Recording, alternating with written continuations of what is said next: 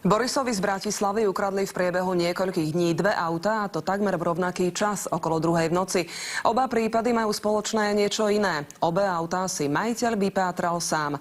Dnes sme sa s ním vybrali hľadať okrem aut aj páchateľov. Viac v reportáži Jána Malocha. Momentálne je 10 hodín a 36 minút a my vyrážame s našim štábom z Bratislavy do obce Červeník, kde by sa malo nachádzať ukradnuté auto, možno aj spolu so zlodejom. Auto si vypátral vďaka GPS zariadeniu samotný majiteľ vozidla. Na ceste sú aj policajti, my tam dorazíme zhruba o takú polhodinku, takže akcia začína. O niekoľko kilometrov ďalej sa stretávame s majiteľom ukradnutého auta a ďalej pátrame spoločne. O pár minút sa k nám pridáva aj jeho spolupracovník, ktorý ide pred nami v bielej dodávke. V aute má špeciálny systém, vďaka ktorému dokážeme s maximálnou presnosťou určiť, kde zlodeji auto skrývajú. My budeme presne vidieť, na ktorý smer má otočenú kapotu, takže presnosť tam je 1,5 metra. Majiteľ sa obáva, že zlodeji sa pokúsia GPS zariadenie z ukradnutého auta vymontovať a stratíme signál. Cestou stretávame niekoľkých policajtov v uniforme. Celý čas sme v spojení s majiteľovým bratom, ktorý na počítači v Bratislave presne vidí, ako ďaleko od ukradnutého auta sme. Po niekoľkých minútach hľadania prichádza s konkrétnou informáciou. Napravo od teba musí byť nejaká polná cesta alebo čo? Áno, je. Tak cez ňu rovno a prídete k takému domu a tam to je vnútri. Po necelých 2 hodinách zastavujeme pred bránou, kde by malo byť auto ukryté. Dá sa povedať s istotou, že tu sa nachádza to vozidlo?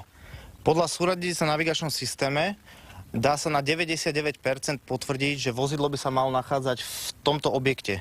Nášmu kameramanovi sa podarilo cez rozbité okno garáže nasnímať, čo je vo vnútri. Pri 2,5-násobnom zväčšení záberu sme zistili, že ide o ľavé zadné svetlo auta. Aby sme si overili, či ide naozaj o ukradnuté Fiat Ducato, porovnali sme nasnímané svetlo auta so svetlom odsudzeného vozidla. Tu je výsledok. Oba sú rovnaké, takže s najväčšou pravdepodobnosťou ide o to isté vozidlo.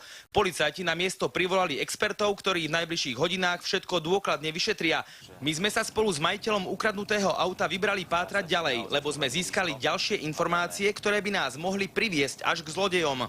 Asi 20 kilometrov od obce Červeník, kde sme našli ukradnuté auto, sa nachádza tento odpadový papier. Práve tento materiál bol pritom v čase krádeže v ukradnutom aute. To znamená, že páchatelia ho zrejme tu vyložili a neskôr pokračovali do obce Červeník, kde auto v garáži ukryli.